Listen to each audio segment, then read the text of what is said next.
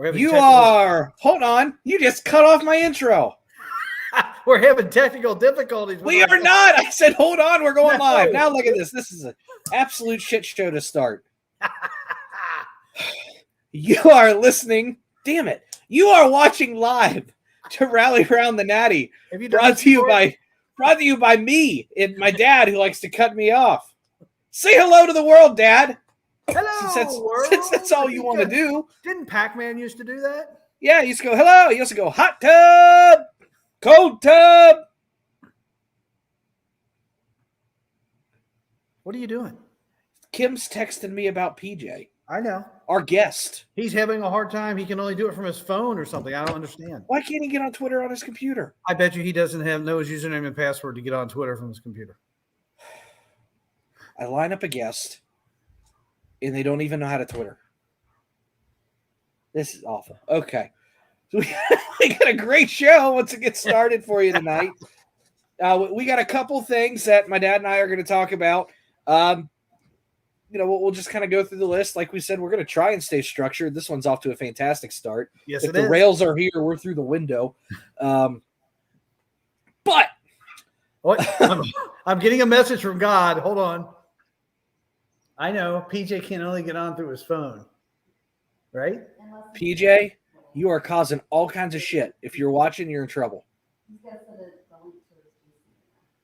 You need to send the link to his juice email. What? Juice email? We're going to give this away to the world. Oh my God. We're live. Juice, what? 2383. Hold on. At yahoo.com. You guys get to watch me send a live email. Juice 2383 at yahoo.com. Who uses Yahoo? I use Yahoo. I am a Yahoo. But you had milk delivered. At least I'm not on AOL. I don't use dial-up. Okay, let's try this again. All right. Our guest will be on, PJ, and his email's out there if you ever want to talk to him. Yeah, if you ever want to talk to PJ. I can't even edit that out. He's screwed. PJ, you need a new email. Sorry about your luck. So tonight, we're going to go through a little bit of a draft recap. We're going to talk about Jessie Bates. I think we're going to start with the Reds just so we can kind of get that out of the way. Get that over with? Yeah, PJ is going to come in. I'm sure he's going to want to talk Bengals. If he tries to talk Ohio State, we're going to kick him out. All I have to do is hit a button. It'll be real easy. And you know what? We'll maybe tease a little bit of schedule release stuff. I get excited about that. We'll go about our day. But first off, Father, whose jersey are you wearing? Look at this throwback. The man that saved the Bengals and kept Shakin' Blake. East Carolina. Now, what thoughtful son got you that? Kyle. Yeah. He went out with his own money, drove down the street, got in the car. Looked great doing it. Great jersey, son. I don't get bad jerseys except for the Concepcion one that was. Yeah, that was a little off. That was a little rough. I think his name made a circle all the way around the 13.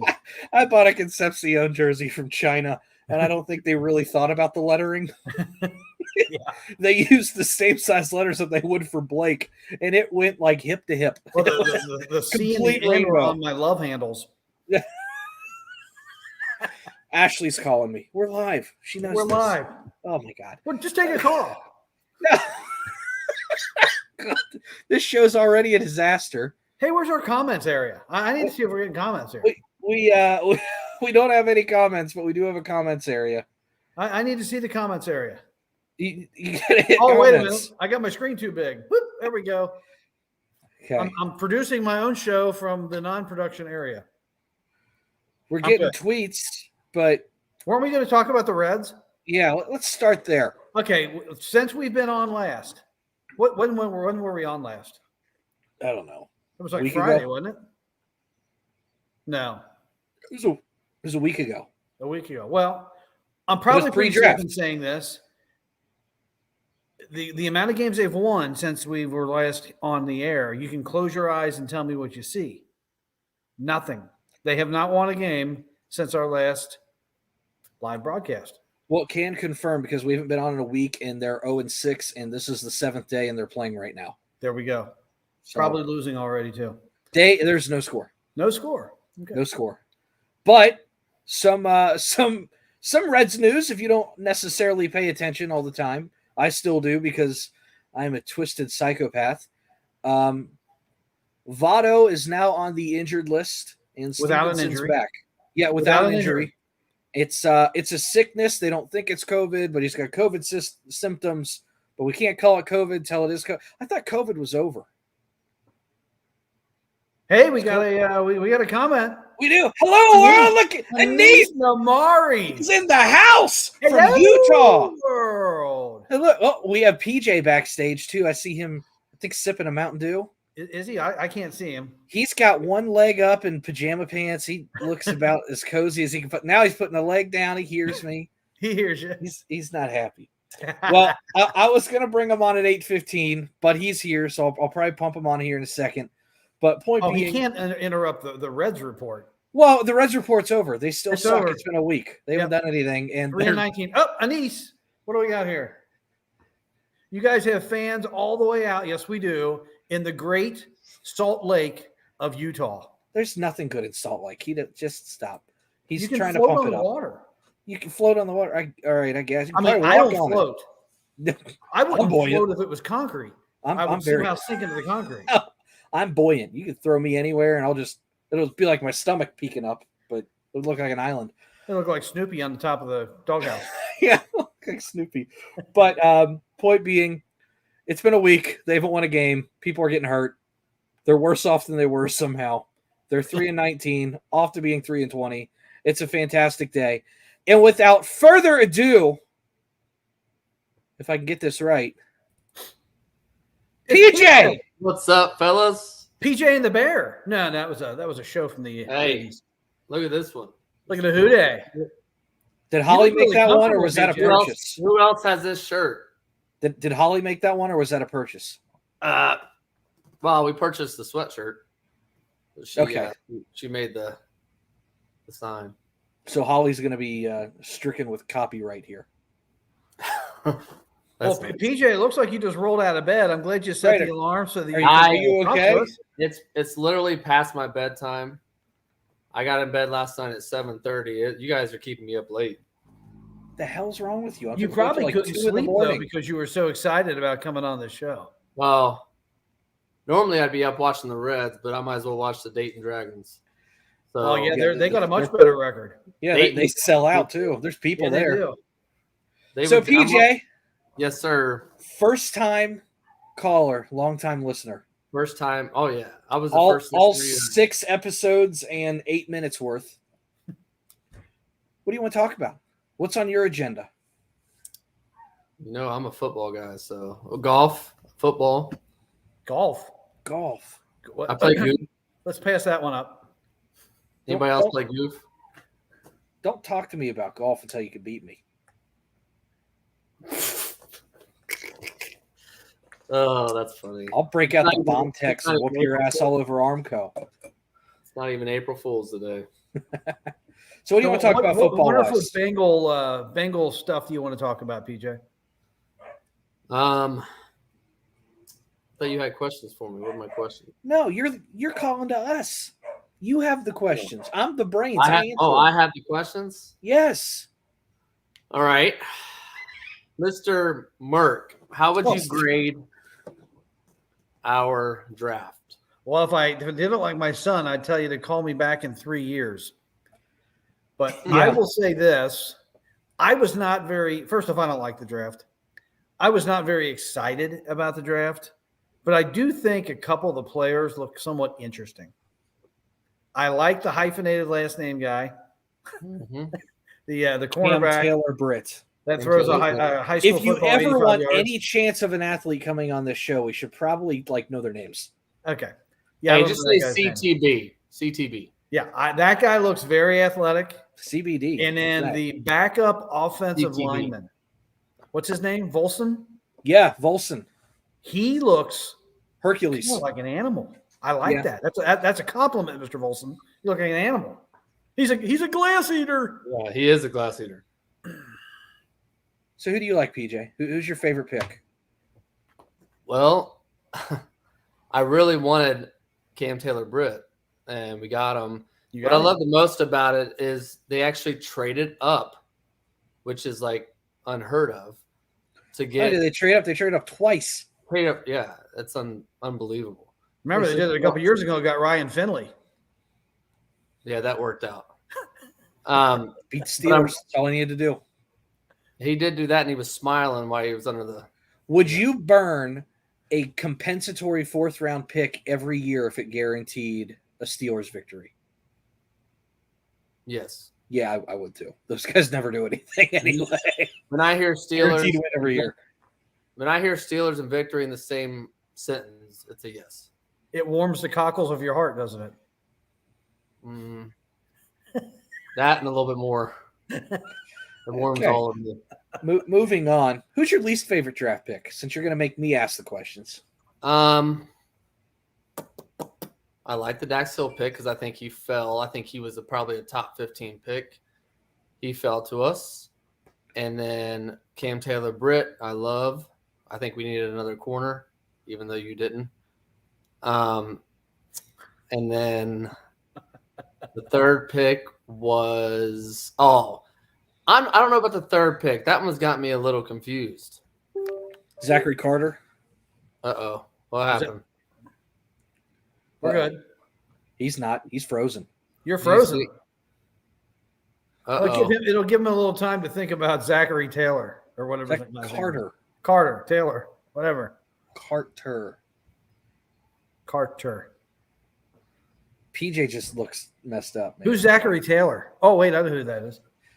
Okay, we're going to move on without PJ for a minute. He looks fantastic. He's frozen. Oh, boy. Oh, no. PJ, I'm going to have to boot you. You're going to have to log back on. Yeah. We got 2 of them. Detonate him. Goodbye. Jeez, Joseph. Call back. I got 2 PJs backstage. What the hell is he doing? My God. Anise, do you want to come on? Because that was supposed to last till 8:30, and it's 8:12. We're just struggling. PJ. I don't think Anise can come on. Why not? I think he's probably still working at his employment. In Utah? Yes. It's only like 2:00 or whatever in Utah. It's 6:12. He ought to be out of there. He ain't doing nothing. They don't buy cars. He's in the other Utah, around the other side of the globe. Wait a minute. Says sure. He says come on. We're gonna bring him on. Send him the link. He's excited to get on. Okay, Anise, I'm gonna send you a link via. If you guys haven't realized, this is our family and friends episode. They're getting the discount today. God, where's the link? There it is. The link. Okay, so we're gonna go Anise.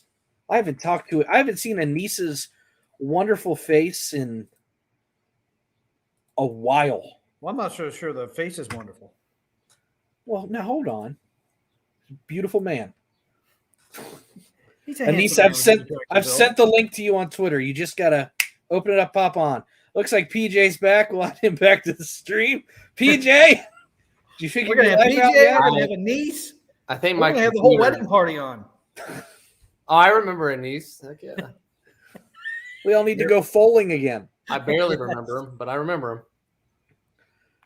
It was where were we? PJ, you were about to tell us about the number 3 pick. Yeah, I don't. Really excited about. I didn't really expect to hear that name because I haven't heard much about him. Any of the mocks that I've seen, all the experts doing the mocks, I didn't see his name, so I had to do a little research, and I don't think he's as bad. I think they went more for a need there instead of best player available, which is fine. I think he could play inside and out, which his flexibility. I feel like every one of these picks was about flexibility and how much they can do for us. Dax Hill. I'm going to pause you real quick because we have another celebrity in the house. Sweet. Anise! There he is. Nice. Anise is in the house. Come on, guys. How are you, man? Doing great. It's good. Need a little more volume. How do we get more volume out of Anise? Yeah, you like scream louder or something. Is this And I can good? hear you me hear twice. Just tell your boss you're not doing your training. Can you hear me? It's Not faint. very faint. Okay, hold on. I'm gonna get this fixed right now. Okay. How many technical difficulties are we going to have on this show? We're 15 minutes in. This is like our fifth one. Uh-oh. He's This- getting out the cord. He's breaking out the old iPhone headphones. We're gonna have on the show. Not even AirPods. Fifth one. There we go. This is getting out the cord. He's bringing out the old iPhone headphones. Oh, it's Never did echoing twice. now. She's on delay. Uh-oh. Can you hear me We got now? Is this echo going better? on now. How's the sound quality? Worse. No way. It's a lot better. But we can't, but we're hearing. No, like on a I 10 muted the second delay. background. Is this better? Yes. Perfect. Yes, Okay, sir. good. Yeah, it's that old radio trick. When you call in, don't keep your radio on in the car. I totally forgot, and I realized that right before Dan said it. So, we'll just go through the same questions with you, Mr. Anise. Yeah. First off, how's Utah? Utah's good. I got back this morning from Cincinnati. You were here? I was in town for the weekend for a wedding. It was a quick trip. Got to go to the wedding and came back and went straight to work from the airport. Bro, Anise I know, does a lot of trust weddings. He does. Did you go foaling while you were here? I did not. I would love to go back to do that. you about tore your arm out last time. man. I You had did. some- My arm was in pain for a week. You had impeccable form. Let me tell you. It's like Okay, so Fowler we're or Foaling. Foaling. You were there too, PJ. Remember? Yeah, You were throwing some. Yeah, you Some were throwing some lasers freaking at those 10 pin pins. missiles at me, man. Yeah, I was trying to replace Dalton, man. I thought I was gonna die. You were rocking and firing. It was We the were in a brown. restaurant, man. You didn't have to go that hard. It wasn't the red. It was the brown rifle. The brown rifle. Speaking of, Back on track. Back on track here. Back to the Anise, draft. who is your favorite draft pick? My favorite draft pick is probably the offensive lineman out of North Dakota State. Volson. We were just talking about him. I heard you guys, and I heard your dad say that. That was truly the first time I got excited. I don't know much about Daxton Hill, so to me, I was kind of bummed when we picked him up. I'm sure you know that, Santori, because I had a few other players in mind that we were hoping to get. Tyler Lindenbaum, I wanted, or George Karlaftis, and they got plucked right before we got to pick. So when it was about 3 turns before us, like when it was like pick 26 or 27, there was 5 great guys on board. I was like, oh my God, we're going to have a plethora of the guys that I want. And they started to get plucked one after another. So I got bummed. But after listening to you and reading, everything I needed to read about Daxton Hill, someone wrote an article saying he might be the best or the second best after Charles Woodson coming out of Michigan. That's a big word. That's a Hall of Famer. If we can get, 50% or 75% of what Charles Woodson was in the league, that's a hell of a pickup then. You know what I mean? I'll be very excited to have that. Well, yeah, I had to do a lot of calming down after that pick. And I'll be honest, when they picked him, I kind of was like, because I wanted a couple other guys that were on the board. Correct. It's not a dig on Daxton at all. It was more or less that it looked like the opportunity that we were going to get a premier edge rusher who I had number 5 on my board was sitting there. And I was getting a little antsy, like, oh my God, like we might land a superstar here. Yes. But I think Dax is every bit of Tyrann Mathieu. I really think he's like Honey Badger 2.0. He's going to play in the slot. He's going to play nickel linebacker. He's going to play some corner. He can play both safety spots. Literally anything except defensive line, and he can blitz off the edge if you need him to. So, he'll do anything except like Geno Atkins' role. And I'm pretty freaking stoked about that. The part that upsetted me in this draft is when we picked Zachary Carter in the 3rd, and I thought Perion Winfrey's better. That's my opinion. Maybe it's the name, but the guy just seems like an animal. And when he got drafted, first thing he said is like, I cannot wait to play next to Myles Garrett in Cleveland. So, and the other thing that upsetted me was we did not pick a single Bearcat when those guys are right in our backyard. I got to see Cleveland and Indy just pluck these, Bearcats right in front of me. Yeah, man. And I thought for sure we should have went after Curtis Brooks. I thought for sure maybe even Jerome Ford. I know it sounds silly, but I think depth is huge.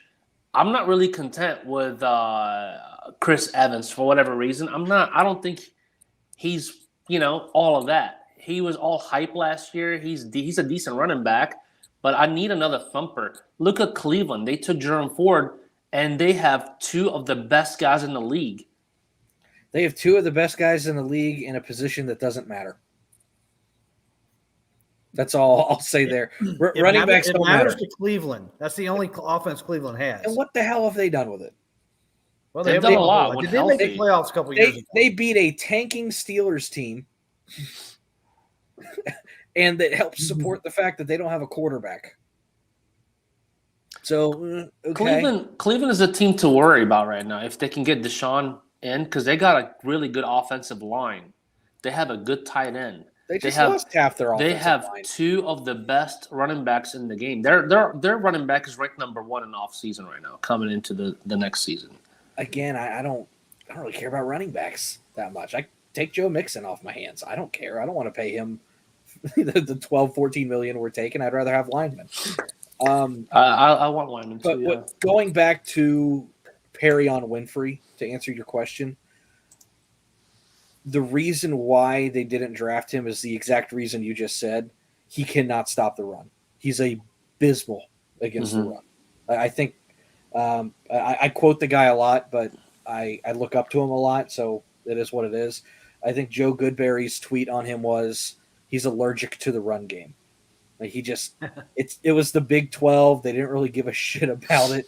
It was go rush the passer, and even at that, he was decent at rushing the passer. He had some really big highlights, but that's all YouTube is highlights. If you go and watch every single snap of his film, like if you would just sit down and go like the all 22 over the top, he had first round talent and went in the third round for a reason. It's just the dots don't connect. The undrafted, he made around the fourth round. Yeah. But believe it or not, I was more excited about the undrafted free agent guys that we picked up. We picked up the best long snapper in all of college football out of University of Pitt. And the one he has the best hair. Game somehow he might. He has the best hair. Killer, and that is incredibly sacrilegious to say with Clark Harris on this roster. Yeah. Because Clark Harris is the spitting image of that guy from Office Space. Yes. Who sits down on the couch with the Fu Manchu and the long hair. Yeah. And the other guy I'm actually excited about is from the Gators from Florida, is Stuart Reese. I don't know anything about him. He's a center. He was center. Yeah, offensive guard. Sorry. Okay. He's a big guy. He's 6'6" or 6'7", and he was the 7th best offensive guard supposedly coming into this draft. I don't know how he didn't get drafted. And then I just heard about this Miami of Ohio wide receiver, Jack Sorenson. He's all right. Supposedly he broke their receiving record, 1,400 yards, and God knows how many, a million TDs this year or whatever. It's the MAC. So I'm not. Hey, the MAC puts out some decent players every now and then, man. That's exactly what you said. Every now and then they put out a decent player. It's been a while, so maybe this is the one. I'm going to put myself out there to look like a moron right now. Who was the last undrafted player out of the MAC to do anything? I don't know. I'll tell you right now. What's that guy they called Debo, that linebacker for Pittsburgh that came to Cincinnati? James Harrison. James Harrison. He went to Toledo or Akron, University of Akron. So I'll take it back. We're reaching back to 2003. You asked.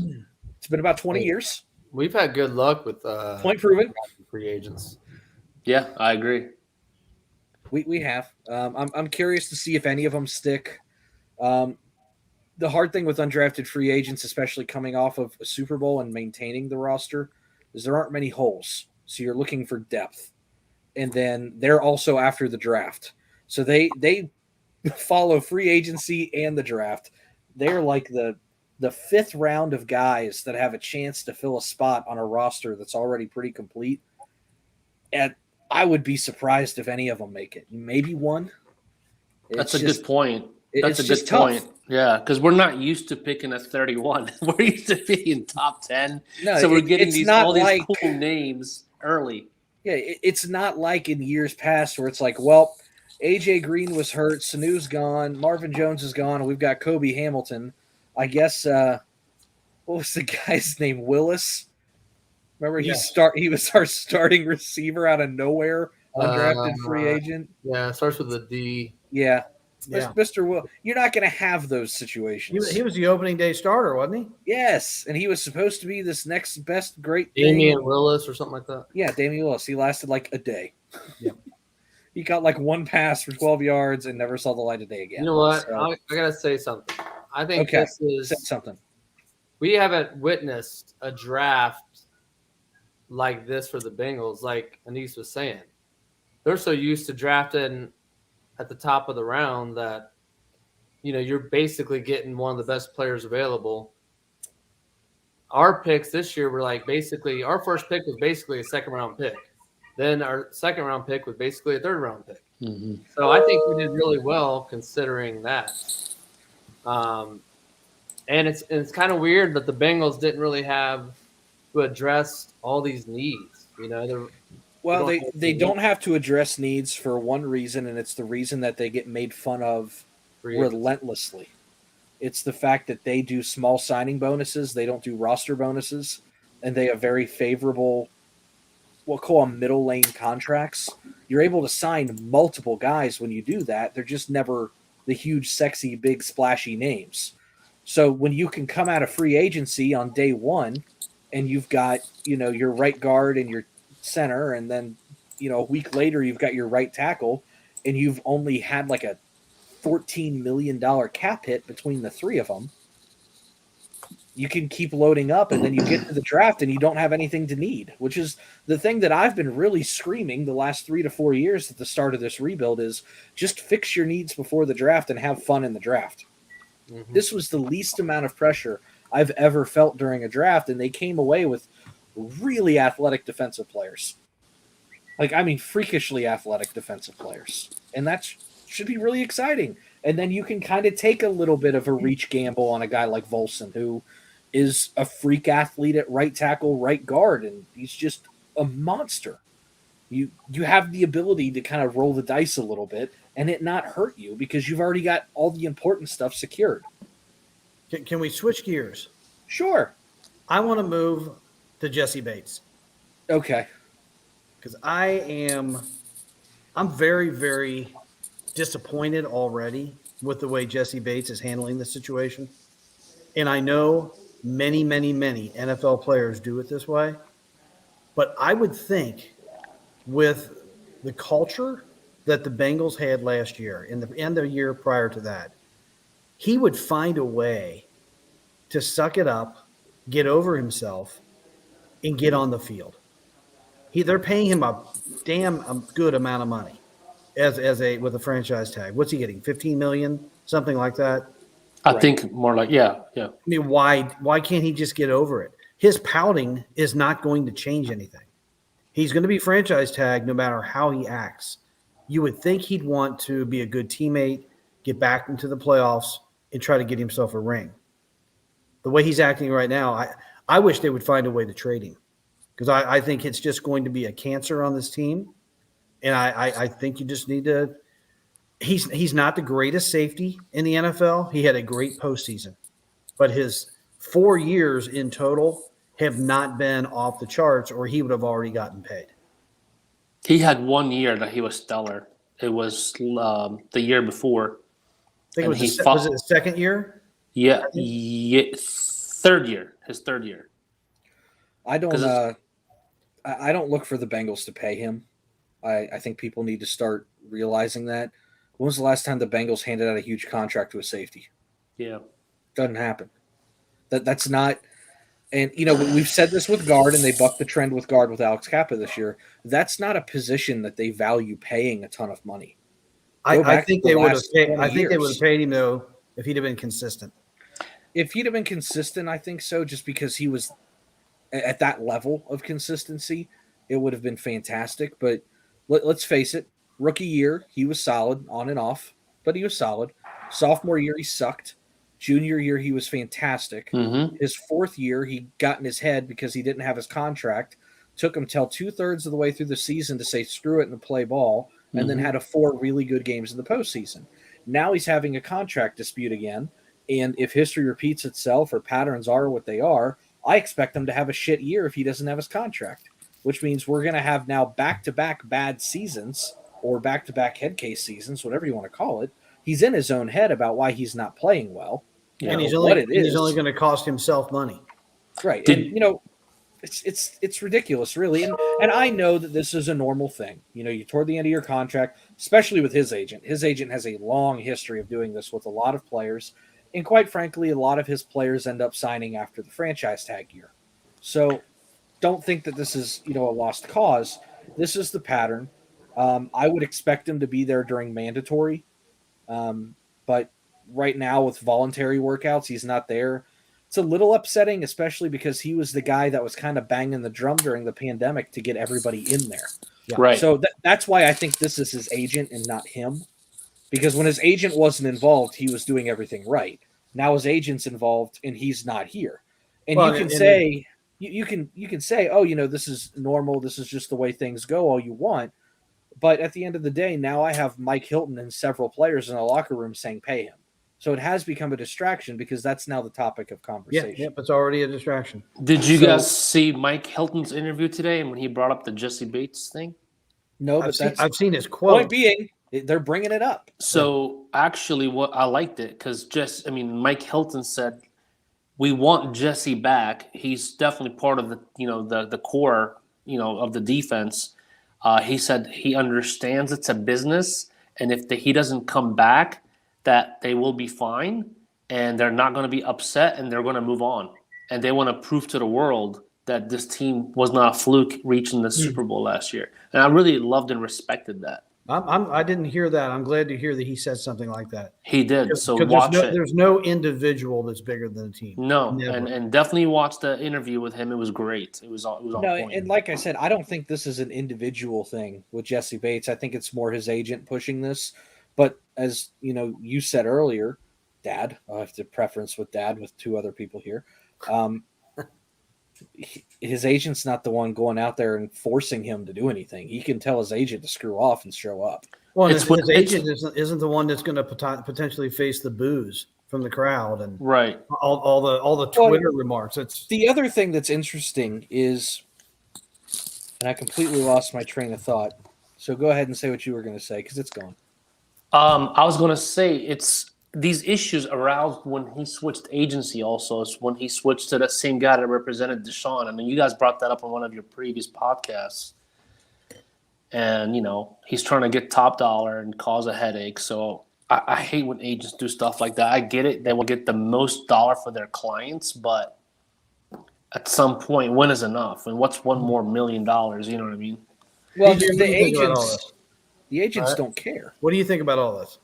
I love Jessie Bates. We'll start with that. You sleeping? You guys about fell asleep. It's just been a while since I've been. Now, I love Jessie Bates. I understand both sides of it. But he had an opportunity with this new culture to make an example, to set a standard of, hey, it's different around here. We're not going to do what other guys are doing. We're not going to do what other teams are doing. We are closer than everybody else. If I get franchise tagged, so be it. I'm going to still be at volunteer practices. I'm going to be there. And that would just make a huge statement to our fans, to the teammates, of setting that bar. But I think he missed an opportunity there. Well, and it might help him get a contract too. Yeah, if you play nice in the sandbox, people notice. I want to pay him. I do. If we don't, Dax Hill is very similar to him. I think he might even be better. I think they're built the kind of the same way. I think he could take his position, but then, I don't know, Von Bell. They're both up after this year, so there's a reason they're taking a couple safeties, just in case they don't know how it's going to work out. So they had to cover the. Yeah, they got to hedge their bet. Yeah. Okay, I think we've run the gamut with Jesse. Yep. Talk draft. Anish, were you here for when we bashed the Reds? That's kind of our weekly thing. Where are you guys gonna go? Where are you really gonna go?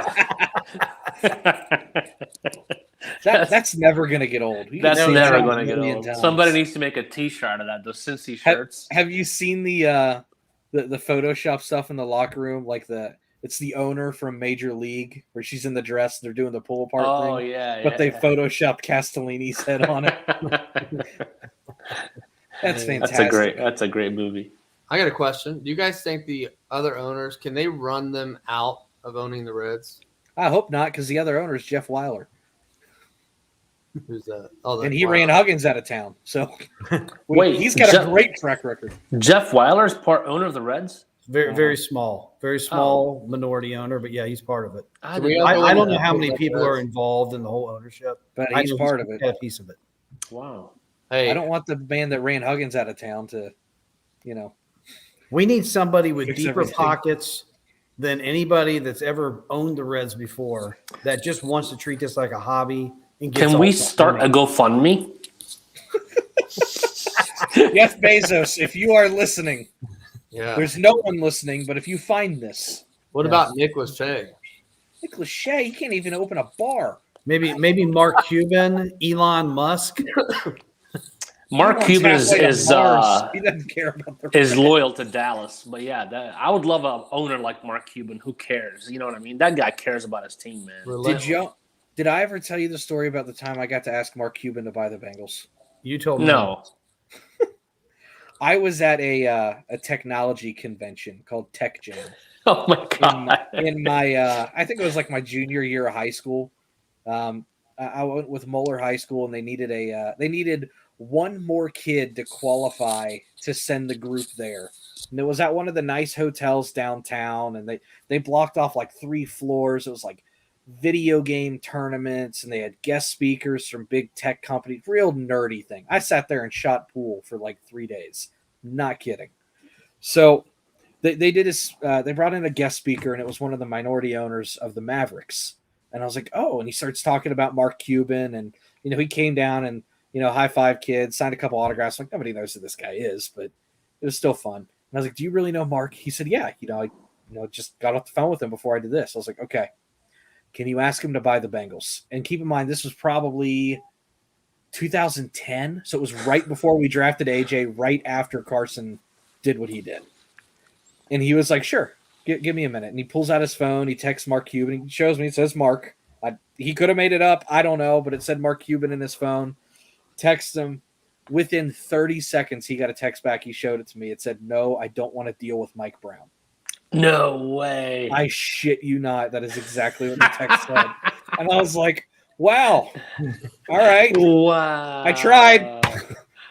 And That's he knew hilarious. exactly where he wanted to go. So maybe he tried. I don't know. But that is a 100% true story. What if he went on and bought it, and you could always have the story like, it was my idea? Well, normally I'd say I saved the franchise, but it looks like things are going in a positive direction. Oh, man, they are. I'm not going to say anything until they start losing again. Who would have thought would be talking about Mike Brown making the right moves?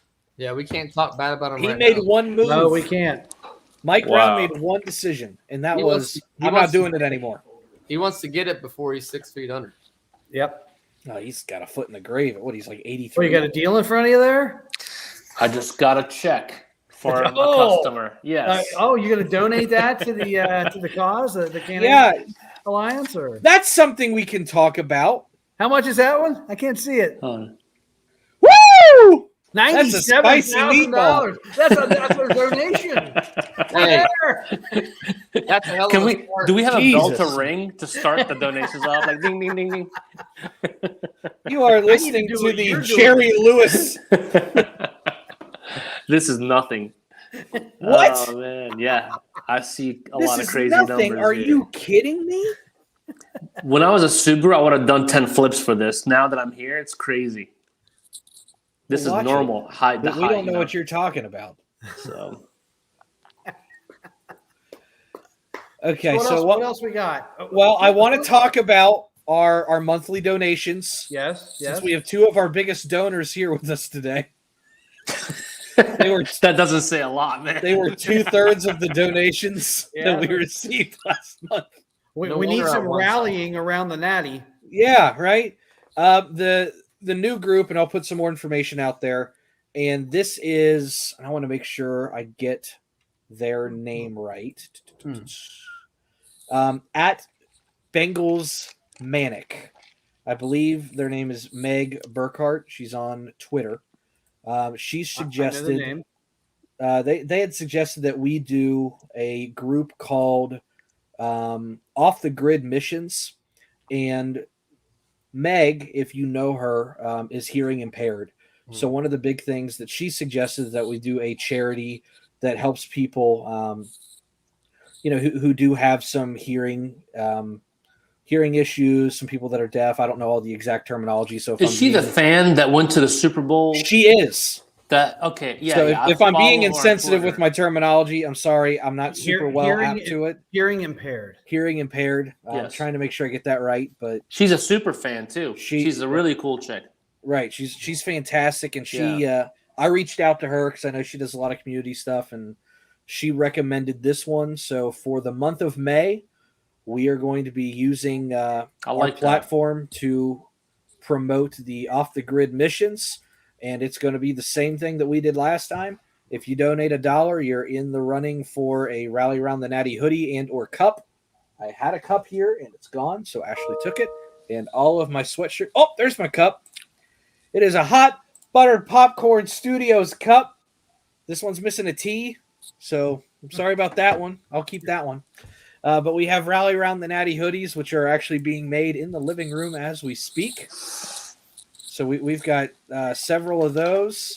I know Anise wanted one with orange print, and that one's being specially made tonight. Ooh. And PJ, you live like 4 blocks away, so come get your stuff. I'm not mailing it. Oh, how thoughtful. Very thoughtful. Hey, listen, I had a shipping budget, and the first guy that won something lived, and I shit you not, Manchester. Oh my God. I looked at it because I was like, "What's your address?" He said Manchester. I was like, "Did you mean like Land?" I said, "Did you mean Lancaster?" He said, "No, Manchester." I said, "UK?" He went, "Yeah." He's like, "I live south of Wales." I was like, "You were like shitting me?" You were like, "The mailing is more than what we collected in donations." I know. So it was actually like $51, but all the other people that won were local. So I was like, "I'll just hand deliver it and I'll budget." That was funny, man. But I walk into UPS and I was like, "Hey, I need to get this to the UK," and they were like, "That's gonna be expensive." I was like, "I know." And they're like, "What is it?" I said, and I just showed them like the little the plastic bag kind of thing that like glues shut. So it's a hoodie, and they're like, "Is it worth more or equal to the shipping?" And I went, "Nope, guarantee it." They're like, "How much is it worth?" I was like, "I don't know, $25." Like, it's a hoodie, and they're like, "Okay." They said, "Well, UPS to the UK is going to be $225." And I went, "Nah, we're not doing that." And then someone from the back, I shit you not, goes, "Do first class mail. It's $45." And I was like, "That option right now. I will eat $45 to make this kid from the UK happy." So I mail it out. I get the tracking number, and I message. I was like, "Hey, here's the tracking number. I got to ask." It said, "Just for my sanity, are you a Bengal fan, or did you just kind of happen to run across a new podcast that was giving stuff away?" He said, "No, I'm actually a Bengals fan." I said, "How in the world did that happen?" He said, "Well, I'm obsessed with American sports. It's obviously very different culture here." I said, "Yeah." He said, and one of the first games they had on TV was a Bengal game, and I just thought it looked cool. The game was a little bit more intense than rugby, which is the exact opposite of what I would have thought. I watch a rugby game and I pray for those people. That looks terrifying. There's actually a lot of Bengals fans in the UK. And that's why I was like, okay, maybe this is legit because I know there's a UK following. Yes. But yeah, like 80% of my first month's budget went straight to sending this kid a jersey or a hoodie in the UK. So his name's Cammy. Cammy, if you're watching, I got one request. I hope you enjoy it. I got a tip. You got a tip. Don't ever let him win again. It was a free giveaway. So I can get my stuff shipped to me, Yeah. Well, my wife said maybe we should put like US only. I'm like, yeah, my luck, someone in like Puerto Rico and like freaking Hawaii. Hey, you made a family happy in the UK. I made a fan happy in the UK. My next large shipping expense is going to Salt Lake City for a mug and a hoodie. A niece. Speaking of the UK and making you had to win the heavy stuff. Happy, PJ, yep. got. Well, I want to bring up a new topic. Yes. Okay. But you can finish first. Okay. I was just going to say to making this fan unhappy and mentioning the UK. I certainly hope they don't ship the Bengals to the UK for a game this year. That was my yes. Well, there are 5 international games, and we're supposedly rumored for the one in Germany. We're gonna find out tomorrow. Yep. If we're one of the Tampa or New Orleans games, right? Overseas. So this is a perfect segue because the last thing we wanted to do was tease the schedule release. When is that going to be out? Is it tomorrow? The 12th. The 12th. Okay. So the international games come out tomorrow, but we'll know in about a week. Okay. Assuming, which is a heavy assumption, that the Bengals aren't shipped off across the pond, I really am wanting to go to this game in Tampa. Yes. A few reasons. 1, Tampa's nice. 2, away games are fun, and that just seems like the most favorable city. So I guess that's kind of the same as the first one. Vegas 3, was a fun game. Did you go to that one? Yes, that was a great. I sat next to Mark Davis and Dana White. Oh, that's right. Yeah, because you sent me that. You are a high roller. You got $97,000 checks, and you sit next to Mark Davis. Thank you. You sent me that terrible haircut. Thank you, Bill Brinkman. Thank you, Bill Brinkman. Oh, really? A Bill Brinkman mention on the podcast. I don't know if we're allowed to say that. Hey, we don't want to. If the Tampa game's in August or September, you might not want to go to that one. Except it's going to be a night game. Yeah, because it's Brady I can and Burrow. assure you that will be a night game. And if you just read between the lines, if you watch the commercial that's been out for the last week on the NFL Network about the schedule release, they tease 3 games. One of them is Bengals Bucks. So if it's not across the pond, it's going to be a night game. They wouldn't tease a game and not make it a night game. Now, I really hope it's here because it's Brady, and that's probably going to be my last chance to see Brady live. I had tickets to the Bengals-Patriots game 2 years ago, and it was when they were really bad, and I think Burrow was already hurt, and Ashley was like, I'm not going. We just didn't go. I have a question for you guys. Okay. I'll give you an over-under number. And you can pick the over or the under. Always take the over. Okay. The number is 6. Over under night games, nationally televised games. Under. There's no way they're getting 6. No way. I am going to eat my words immediately. They're not Joe the New Burrow York and Giants. Jamar Chase are household names now. Yeah, but they're not the New York Giants, and they're not the Dallas Cowboys. 4. I would set the for 3. I'm hoping for 3. I'll set the official over under at 3.5. All right, I'm gonna go 4. I agree with PJ. It'll be at least 4. I think it's gonna be more like 5 games. 5. Jeez, that's like a third of the schedule. Yeah, that's not sadly. I am going to be really tired this year. The Sunday 1:00 games. That's how we win most of those usually. But it's not Sunday 1:00. It's Sunday like 10 a.m. for you. Which is, I don't know if you ever experienced a game that early. It's actually I have. It's when the Bengals play in the UK. It's 11 o'clock actually. Starts at 11, but it's fantastic. Poor thing. I love it. PJ's going down. PJ, are you logging off, man? I can just. I figure I go till I pass out. But, We're just gonna have a dead guy in the Riveting corner. podcast. hey, speaking of Bernie's, We'll prop him up with some sunglasses on. Yeah, just put some sunglasses on, PJ. man, he's not saying much. So I'm going to ask you here, put you on the spot, Anise. Are you going to Tampa with us or not? It depends when the game is. Let's say it's in October, November. I'm not going to go down there in September when it's scorching I would like hot. to say yes. It's just you never know. You know, I need to plan it for sure. Well, you've got $97,000 in your hand. You can pay for all of us to get. That's not my money. Hotel. That's not my money. Well, you better stop showing it. Whose money is it? The dealer. Ooh, You're going to get us a deal. Is this a drug deal? What is this? Okay, the car dealer. If there is an episode that's going to get me fired, it's this one. I know, right? When you had me and a Nissan, you should have known that. Next episode I'm on, I'll be jobless. You'll be funding my rent. I'll be jobless. I'll be like PJ sitting on my couch In your pajamas. in my PJs on PJs, Indeed PJs. on Indeed.com. Yeah. I want PJ and PJs. to You want to go? Yeah. You got to get permission first. I've never been to a road game ever. Oh, I've been to Tampa.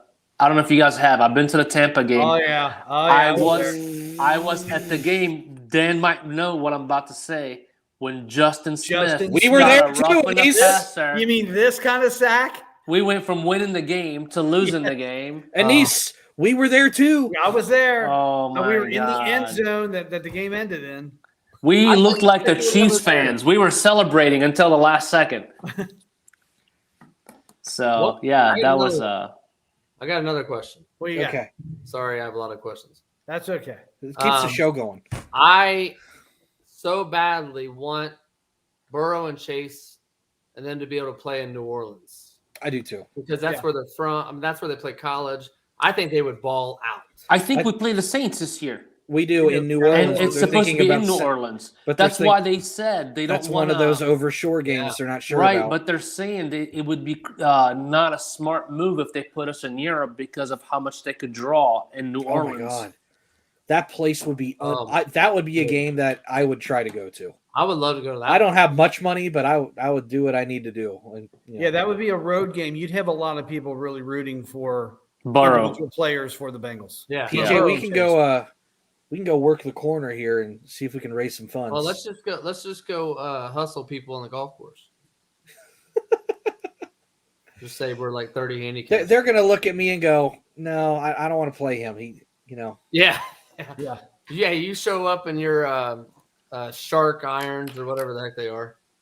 I think when they Bobcats. release the schedule, once they release the schedule, we should have an episode like this where we go through the schedule. Everybody Well, give their we predictions. we are planning on going live during the schedule release. That would be cool. If you want to jump on, you can. That'll probably be a 6:00 start for you.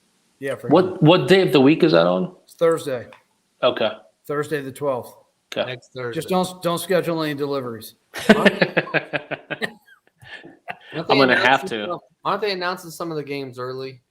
Primetime games or something? They're announcing the Europe games tomorrow. Just the Euro or just the overseas games tomorw. Gosh, I hope we don't Man, get I- any of those. I hope we don't get any of them. I don't Would you want 'em guys? either. Would you guys go to Germany? No, Heavens no. you paying for the plane ticket? Get some fresh pretzels. We'll go to German pretzels? Germany, then you and I can swing over to Dubai and do all kinds of crazy stuff. With the niece's money. Yeah, Yeah, that right. $97,000 that'll pay for our plane tickets. I hope my bosses here don't watch this episode. If you have bosses there, oh my No, God, they're watching cool. this, They're cool. I am I- not a school teacher or anything. I'm really not. I just stay at home. I'm a stay-at-home dad. Stay at home, Dad. I do have something I want to share with everybody. We'll see how this goes on a 4-person with a screen share. Oh, what are you going to? You put the Reds game on? We're going to have an FCC violation. I can. I just don't. Don't torture us, please. Let me see what the Reds are doing while you're playing around. Well, I'm sure they're losing. They are down 3-2 in the top of the fourth. We're gonna see how awake PJ is. Gentlemen, I did something that took a lot of time that I'm still tinkering with. I went through and graded every single draft pick from 2011 to 2020. And I weighted it. You have a lot of time on your hands, sir. I don't. I just make poor decisions. Just wait until he has that kid about a year now from now. Ooh. Ooh. Let's see if you can read that one. We got to blow that thing up. We can. There we go. I do got like 40-20 vision. I still can't. Holy cow. That's too small for me. I need What about that? There we go. Oh, now we're talking. Burrow. I bet he rated pretty good. Yeah, so we'll walk through this real quick, and I won't go through every detail because it's it's rather extensive. Did you say I see a Tyler Croft sighting? Yeah. That's not this is not sorted Is that the order? No, absolutely Okay. not. The order is Look at you sorting columns in Excel. Where'd you Bang! learn to do that? finance department. You took a class? No. So these are all of the I think there's 83 draft picks from What's 2000. Eifert doing up there? Eifert graded really high. Really?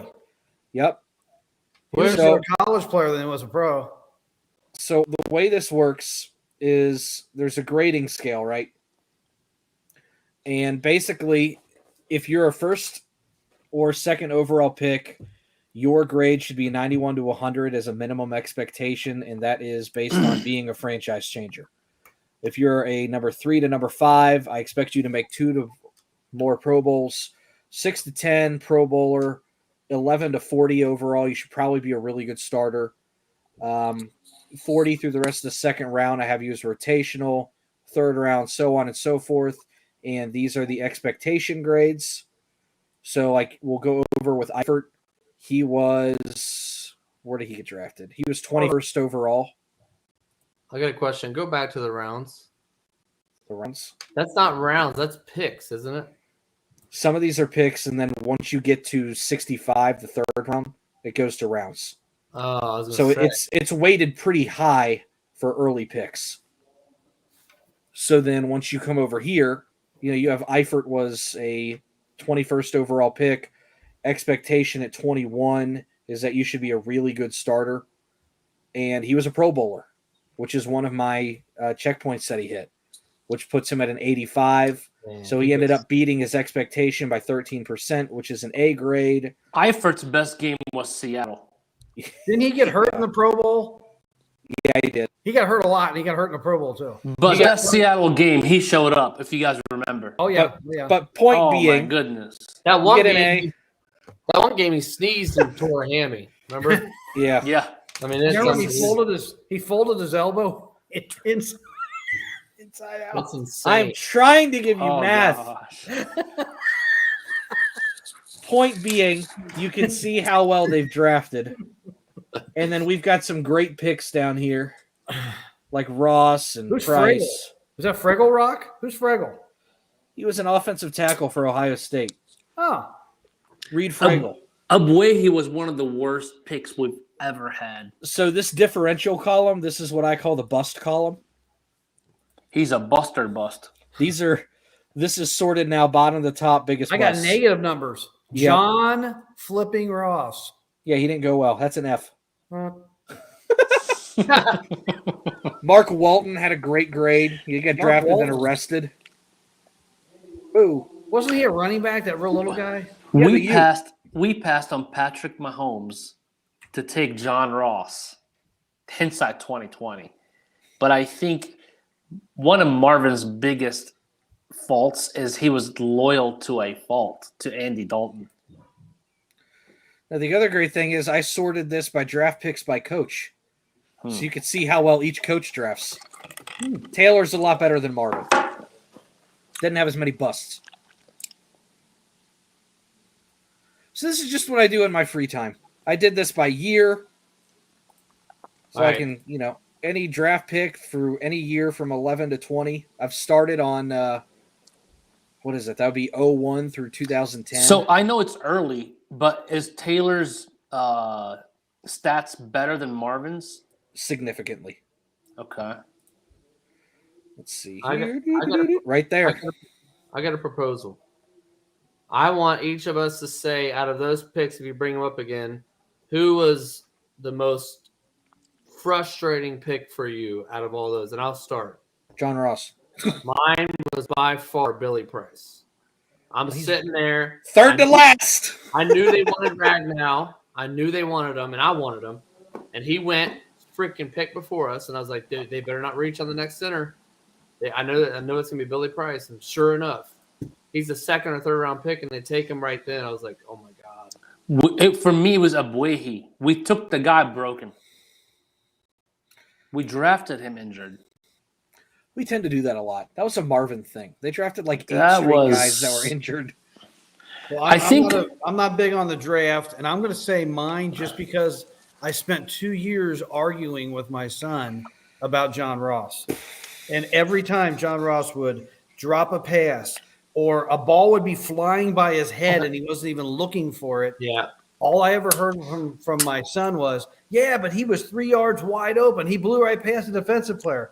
There's more to playing receiver than getting open, obviously. Listen, That was my frustration. Listen, Linda. I was an apologist. It's over. He's gone. I've got data that says he's a bust. I signed it. I don't know what else you want me to do. You know what, though? In all honesty, like Ross showed like talents. You know, in some games, 1 year with like 10 touchdowns. I'm with you, but there was like a few games I'm like, oh my god, we actually have the real deal. That one touchdown against Buffalo when he juked like 2 guys. Preseason. He juked Avante Davis and he retired at halftime the next week. Seattle game, that very first game of the year, and the San Francisco game when he just ran through like 3 or 4 guys and they could not catch him. Correct me if I'm wrong, but it was in the fourth quarter. He caught a deep in from the right side coming across the middle. And then he just split the Red Sea. No one could catch him. And I was like, oh my god, this guy we were getting killed in that game. Yeah, a lot of people didn't see it because we were probably down by 25 points at that time. I think we were at that game. That's when he would do it. I was at the game for a while. I just didn't see that play. I was already gone. Yeah, you went down the steps. I stayed up there, and I was all pissed off. You know what pissed me off the most about him? He was scared to death. Yeah, yes, he was. Yeah, he was. To death. Have you guys had a chance? Because I haven't really done that myself, because that's how big of a Bengals fan I am. I have not rewatched highlights of the Super Bowl. Oh, heavens no. I haven't touched it. And have you guys spoken about this game? Oh, we've spoken. I think Santori over there has watched it a few times. Man, I can't watch it. I can't do it. I can honestly tell you, I still only remember 1 or 2 plays of that final drive that the Rams had the ball. Yeah. It was just a nightmare for me because it just reminded me so much of Joe Montana going down in Super Bowl 23. It was like the same exact game to me. I don't remember much of it. Wow. Yeah. Well, I've watched it probably 3 times, and I watched it all the way through 2 times, and then the third time I can get to the point where Evan McPherson kicks the field goal after the interception after halftime, and I have to turn it off. Because everything after that is a nightmare. Yeah. That's when the line folds. We couldn't move the ball. And it was like we just kept holding on to the lead. And it was just like the clock's winding down, going, oh my God. If we could have scored one touchdown on one of those drives that we've had, like the drives that we've had, by 2 scores, and that would have been it. We would have won the game. Like our offense, I blame our offense, guys. Or that was all on the offense. They should have scored. You held Cooper Kupp in that offense to under 25 points. You should win. Yep. As much as everybody wants to bitch about the defense. Anyways, it's a new year. It's over. You know, they say teams after a Super Bowl run typically have a terrible year after. Yep, it's called Super Bowl hangover. So, in quarterbacks that lose their first Super Bowl, I think 17 of 18 of them don't go back. So the odds are very much against the Bengals, and historically speaking. But the guys that don't go back were guys like just absolute shit show quarterbacks that were carried. Dan by Marino. defense. He's one. He's the one. I like when the odds are against Joe Burrow. Yes. Mm-hmm. I trust Joe Burrow. He pulls it out of his ass, doesn't he? Like it doesn't. You know what? I think he pissed the Ravens off, and they drafted every player we wanted. He got the freaking coordinator fired. Somebody tweeted that the Bengals the last 2 years drafted to beat the Ravens, and now the Ravens are drafting to beat the Bengals. That's definitely what their first 2 picks were all about. And they called it the circle of life. That's the philosophy. You draft and build your team to win your division. Mm-hmm. And then if you can get hot for a couple games at the end of that, then you've won it all. Yeah. But you've got to win your division for 17, 18 weeks, and then you've only got to beat a couple teams after that. So it's truly win your division, and we'll take it from there. And I mean, you have to draft to beat the Bengals right now, which is a lot of safeties and pressure Burrow. This is where I like the speed in the secondary to keep up with guys like Watson and Lamar Jackson. Well, there's not one team in our division outside the Bengals that I'm worried about them throwing the ball. Mm-hmm. The Steelers have an okay receiving core and a quarterback with the hands the size of a Cabbage Patch Kid. The Ravens don't have a quarterback that likes to throw. And they don't have wide receivers. The Ravens. No, they don't have receivers. I can't name one wide receiver on that team. Well, they do have a quarterback that likes to throw, but it's the backup quarterback. Right. So, and then you go over to Cleveland, and God knows what's going on there. Like, I know they have Amari Cooper, and Jarvis Landry might be there. I don't even know what he's doing anymore. Hey, you know what we need to do? Go to the Cleveland game, both of them, and my mom will come. I'll have her hold a sign up that says free massage, and he'll be distracted. And those are automatic wins for us. You'll have to make sure her husband is okay with that now. Yeah. She's not just your mom. He'll do whatever it takes for us to win. Moving on. Well, if it gets us a win, no. Oh my God. I'm not saying I don't want her to actually give him a massage. Just distract him with the sign. My podcast just got canceled. I was just about to say that. Jesus, Joseph and Mary. Okay. Moving on. What's left? We're not going to talk about Tannehill, right? No, we're not going to talk about What? Tannehill. Did you guys see that he went to counseling after losing to the Bengals? Yeah, I did. I just saw that today. He admitted that he had nightmares about us losing to us, and that he went to with the therapy. He went to therapist. Well, let's talk about the other thing he said, though, which is ridiculous. That he doesn't want to be or is not going to be a mentor to the young quarterback they drafted. Willis, yeah. That's what ridiculous. A piece of garbage. Yes. What a piece of garbage. Yes, PJ. Yes, sir. I'm playing devil's advocate. Okay. I understand what you're saying, and I somewhat agree, but you gotta love the competitiveness. He's like, that's not a competitor. No, the competitors, he wants to beat him out. No, he didn't want him anywhere near his job. He's scared. He's not a competitor. A competitor would welcome it and hope that he loses his job, that the better guy moves forward. He's not a competitor. He's basically saying, this is my job, and I'm going to beat him out, and I'm not going to help him. Okay, but that's still the wrong thing. He's your teammate. If you go down, he needs to be ready. Right. And being that he's like 33 years old, they drafted a quarterback for a reason. I was just thinking, you have a duty. That's your job as a quarterback in the NFL goes like this: learn, play, teach. Those are the 3 stages. He is somewhere between play and teach, and he needs to understand that. He's not Tom Brady. He's not going to last till he's fucking 50 years old. I think it is ridiculous to say it, at least out in public. Well, and I'm sure there's a lot of quarterbacks that don't want to do that. I don't think Andy Dalton was all about Burrow. What about Rodgers? But Andy Dalton is a jackass. Andy Dalton didn't say it publicly. Well, he never got put in the position to have to do it because he was gone when they got Burrow. Sure, He requested. I don't know trade. if he would have done that. Yes. But I guarantee this 15, 10, whatever, 20 years from now, once Burrow's time, he'll say, yeah, I'll teach him whatever he needs to know. I believe Burrow will do that. But Burrow will probably say, I'm going to teach you everything, but not quite everything because you're not going to beat me out. That's how Burrow's going to be. But that's I'm fine. okay with that. You're right. That could cause some tension in that quarterback room now for Tennessee. So now Malik Wallace is going, yeah. Now what? Right. I just slid all the way in the draft, and now the guy that's supposed to be my mentor doesn't want anything to do with me. That's true. I didn't think Trade me. Yeah. I want to go somewhere that wants me to play. I want to go somewhere that wants to develop me. He's just happy to get drafted. I don't think he's going to make a fuss about that. Honeymoon's over. You got to start thinking. He's a bum because they were pissed because, he stunk against us. He's not that good. Let's see, what was it? He threw a pick on the first play of the game, the first play of overtime, and the first play of the second half. Yeah. Why are you? Or not of the fourth quarter, not overtime. Yeah. Good job. I mean, he single-handedly lost in the playoffs. That and Vrabel not wanting to run with Foreman for whatever. I mean, they could have killed us in that game. They were in field goal range to win the game. They were right there. And he threw it into quadruple coverage to my man Eli Apple. I think it bounced off two Bengals. He hit every one of them. You know why Derrick Henry didn't do anything? DJ Reader was a freaking monster.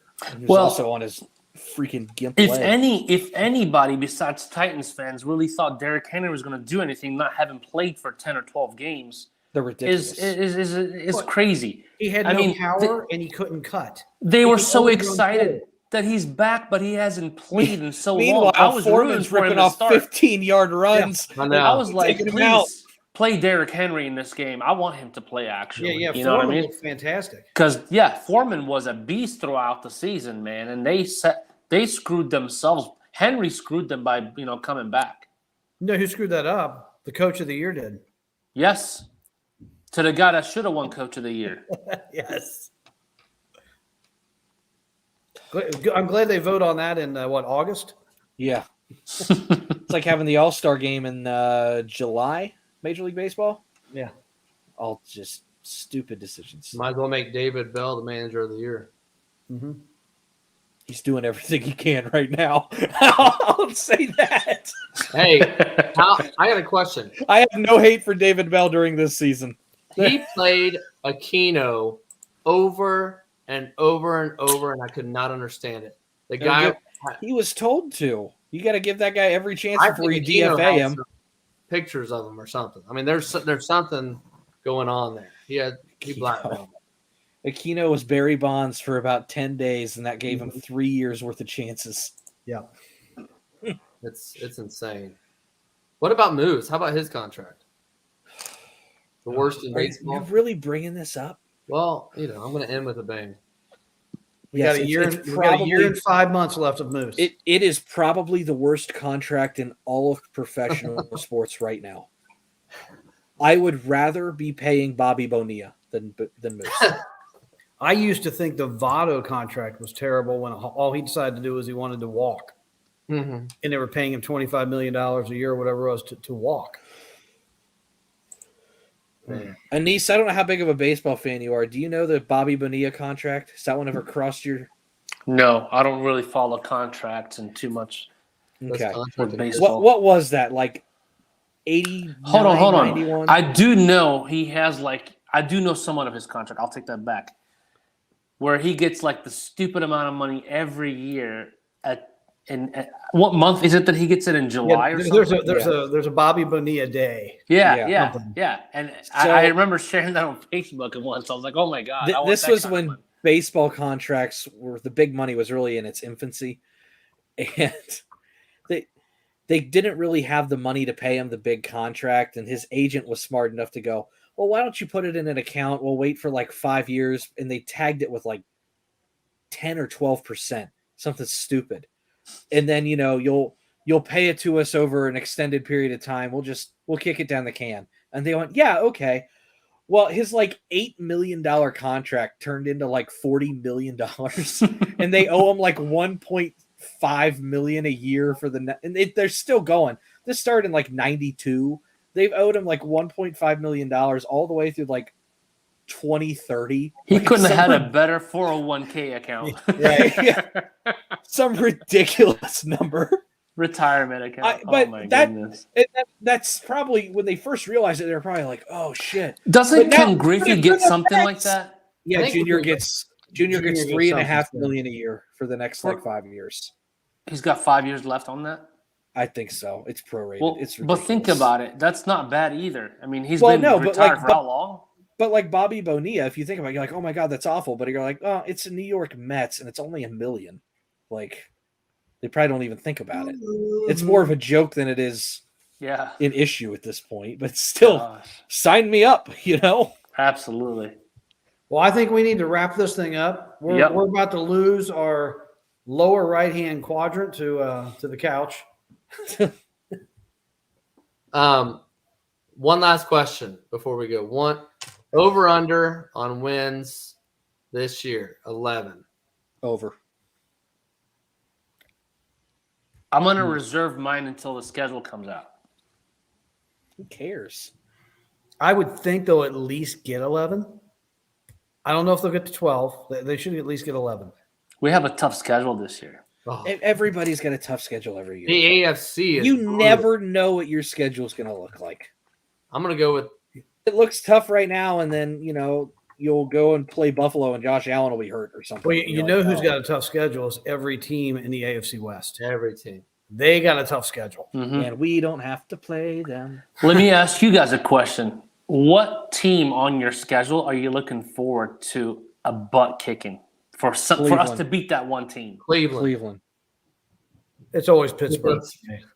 Cleveland. Pittsburgh will always be the biggest. Okay, thorn I in my probably side. should rephrase this. Non-division. Non-division. Non-AFC I want to be Kansas City again. I need the Jets win back. That's the one I wanted.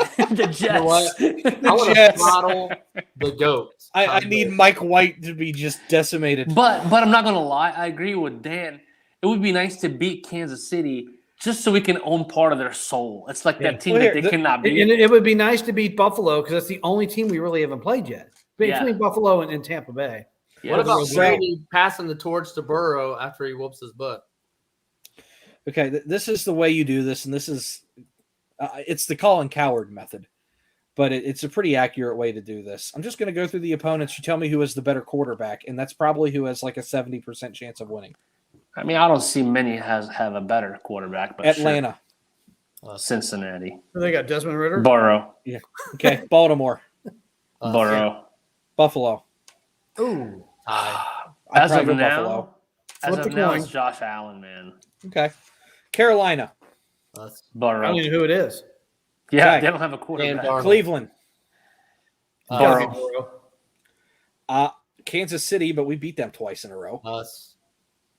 I don't. That's tough, man. It's tough. Okay, Miami. Burrow. Burrow's better than Pittsburgh. Tua. Burrow. Us. Okay, Tennessee, Us. Burrow. Tampa. I mean, that's the GOAT, but he's on his way out. Mm. So Burrow's the younger one right now. I would say us. I would say Okay, us. Yeah. Jets, Burrow. Saints, Burrow. Patriots, Us. Burrow. Burrow. Cowboys. Burrow. Doesn't seem too tough to me. All I heard was Burrow the whole time. One game. Stop worrying. Josh Allen is better than Burrow right now, and honestly, It's we a gotta give 50-50 it game, to man. we gotta give it to Mahomes since he's won a Super Bowl. So I don't want to be too much of a homer. I gotta say these two are better But- than Burrow right now currently. But Mahomes and Allen have to play here. That's a home game. And Burrow outplayed him both times. He Those did. games He are in did. Cincinnati. So if it's a toss-up, you go with the team that has the better defense or that's at home. So I don't know. Buffalo, man, they have a roster this Man, year. Buffalo It's is stacked. insane. Insane. So Jets. that's going to be a team Yeah, to the beat right Jets. there, man. Watch The, out the for the unknown Jets. every year is injuries. Yeah. Yes. Injuries is the equalizer. You just hope that Or the equalizer. it's fair. You just hope that you don't get destroyed with injuries. Everybody gets injured. Yeah. I mean, We- everybody we got says lucky that- last year. We were lucky, but we also were missing our starting right guard, our starting right tackle. You know, we were missing. You know, I'm praying. we were missing our best pass rushing 3 technique. It's not like we were. Would you guys bring Quentin Spain back? Yes. There's not enough depth on the line. Isn't he the one that got beat on that last play of the game by Aaron Donald? You get beat on one play and everybody hates you. Football. Yeah. You get beat on one play by the best player in football, and the whole world turns against you, man. I like the chippy. So here's the one question I have. It's 4th and what was it, 1 or 3 at the time? I thought we were done with this. I just have to ask this question. Was it 4th and 1 or 4th and 3 the last 3. play? 1. 4th I thought it was 3. Whatever. 4th and short. Why is it on the last play, no one would need 1 yard? They did not double Aaron Donald. Or why did they not double Cooper Kupp at the end zone? Knowing they have no other wide receivers to throw the ball to, because they're, you know, why? Why did we get away from stuff that worked all game long, man? But that's for another day. So you can bottle that one up till you're dead. I know. We don't need to ever discuss that. I'm gonna get off here, but I'm gonna say one name that is gonna be an X factor for us is Joseph Osai. Yes. If he turns out to be good, to go with Hendrickson and what we got, man. You can look at Joseph Osai as a draft pick this year since he didn't get to play last year. Exactly. That's one cool toy we got this year. We have that every year. Yeah, we do. We do. But yeah. All right, guys. Well, thank you for having us, guys. That was fun. Thanks, guys. It was fun. Absolutely. Yeah, good conversation. Don't get me fired. No, you're good. We'll look forward to the draft. I mean, the schedule release. The schedule release, yeah. So, I've already started on the class next year. You don't. Can you have us back on for the schedule release? Yeah, as long as I'm not banned. I do have a ban button. I can ban you right here. It's got a nice red X. Was it 7:00 or 8:00 on Thursday? I think it's 8. No, it's gonna get leaked at like 2:39 anyway. I know it. It usually gets leaked early. You're right. I hate that too. All right, guys. Have a great night, everyone. Thank the you tradition for sign off is to scream "Hoo Day." Yes, it is. All right. Hoo Day! Hoo Day! Now, Dad starts singing. What's the sign off song? Oh, I don't know what the sign off is. You gotta sing. I don't have one. Man, no. When you said that, what was that rap song you did? That was fantastic. Oh, man. Rapper's Delight. You got to do that again. That should be tradition. No. We're not doing that every time. I can give him some Wu-Tang. See how quick we get canceled. I got nothing to sing. I need to start thinking about that. Oh, quick off the wall story, Anish, you'll like this. I don't know if I told you or not. My buddy Gray lives in Alabama, right? And I don't get to see him a whole lot. I haven't met his daughter. She's only like 10 months old or a year old or something. So I was like, you know what? I'm not going to be able to really be in her life, but I'll do something nice. Every month, I'm going to mail you a vinyl until she's like 18, 20 years old. No way. I've done it every month. She's got like 10 or 12 now. And I've just got a recurring thing on my Amazon. It sends me notification, and I pick an album to send to her. You know, a lot of times it's like Disney or like an ABC vinyl. And, you know, as time goes, Cass, no, leave. Anywho, so I mail him an album every month. And he was like, dude, you don't have to do that. But, you know, if you are going to do it, that's awesome. Like, we're really grateful. And I was like, yeah, no problem. Don't worry about it. It's kind of a neat thing, and it's the least I can do from 1,000 miles away, you know? And I said, but I'm going to have fun with the first one. And he was like, yeah, okay, whatever. He calls me like 3 days later, and he said, why does my 3-month-old infant daughter need, 36 chambers by the Wu-Tang Clan? And I said, Wu-Tang Clan ain't nothing to fuck with, and I hung up. Wu-Tang is for the people, man. And then his wife called me, and she was like, what are you doing? And I said, wait till next month, and it was ICP, Insane Clown Posse. So this girl's going to be like 9 years old. And he goes, please send some normal ones. I said, all right. I sent like a like best of Nickelodeon, it's crazy how they have all these vinyls, and there's like the Lion King, and I sent, I think like a Frank Sinatra. He's really excited. He's like, I can't wait, and he had forgot because it'd been like 90 days. So I sent him the Slim Shady LP, like the real rough thing that Eminem put out in like 1996. And then his mother-in-law texts me. She's like, you need to stop. And the best part was, she said, this is his mother-in-law. She's like, I'm okay with the vinyls. Send some 90s stuff. It'll be fun. She said, but just stay away from Britney Spears. I thought she was a little bit too sexual. And I said, you got it. So 3 days later, they got Britney Spears in the mail. And Gray was like, are you trying to get me divorced? And I said, what? They're gifts. He was like, I hate you. I said, but she is going to have the best vinyl collection of all time. That's funny, man. That's a good story, actually. Oh, I love it. So if you ever get a random vinyl in the mail. Let's work on getting Mike Hilton on the show. That would be yeah. cool. Oh, yeah, he's going to love this. Yeah, he had like 150 people said, come on our show. Who's the one person listening right now? Can someone, like, there's one person viewing. Let's hope it's Mike. I need you to comment. I bet you can get one of the late round picks to join us because they're excited to be in the NFL. I'm working on it. It's a work in progress. Maybe Gunther. Gunther seems like a cool guy. Actually, I messaged him today. I messaged Tyson Anderson. How about the receiver? How about the receiver with a cool name? Kawani something or? Oh yeah, I like his name. Kansas. What's his name? Lassiter. Yeah. His dad played. His dad played. Yes. But I reached out to Gary Owen today. Yeah, the comedian. He tends to jump on these things periodically, so I think that would be fun if he would do it. But, oh man, that'd be awesome. But yeah, we'll circle back around again for the schedule release. Are you just taking pictures? What are you doing?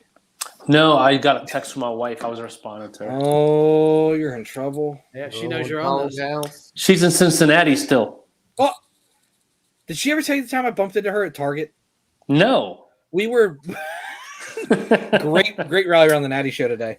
We were both, I think it was over at Bridgewater, or not Bridgewater, Voice of America in Westchester. Yeah. She goes to that and one. We kept looking at each other because we'd only met each other like 2 or 3 times in person, and I was like, "Who is that?" And then I feel like a creep because like we keep passing each other in Target, and I'd look, crap, like I don't know who this person is, but I swear I know him.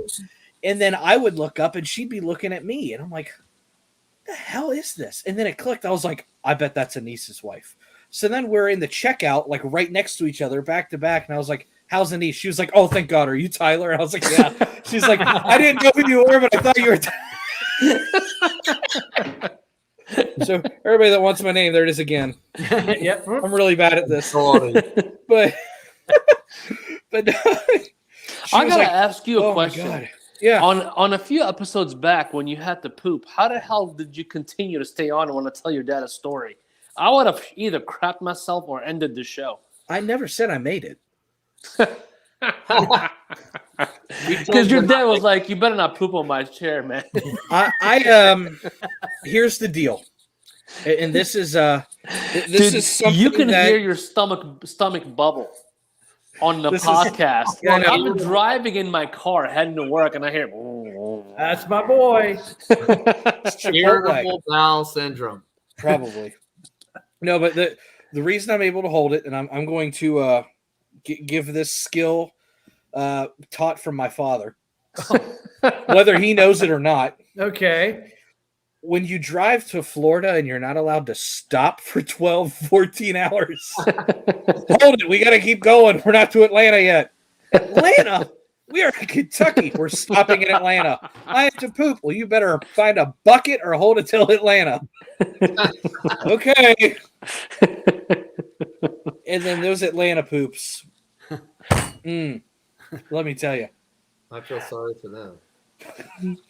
All right, I think we can end it with that. This is a wrap. Oh, great! I'm going to dream about you pooping. There are worse things. Thank you, PJ. Thank you, Anis. All right. Thank you for having us, guys. I'm glad you guys had me on the show. Yeah. All right. Yell Who Day again. We get to part two. Right. Who Day? Hootie! Who Day. Dad starts singing. That's No, weak. no songs. No, you got to sing. I don't have a We song. do this every time. I don't have a song. Sing a song. Twinkle, twinkle. What? What? Was there a request? What? PJ, go to bed. Dad starts singing. I might fall asleep if he sings. Yeah, he might. You've been putting out some great, I'm waiting for that Sinatra song tunes. to go out to. See, he's not leaving till you sing. I don't know what to sing. Yes, you do. I don't. Give me some Dean Martin. Dean Martin. Yeah. When the moon hits your eye like a big pizza pie, that's amore. All right. Goodbye. Goodbye. Good night, guys.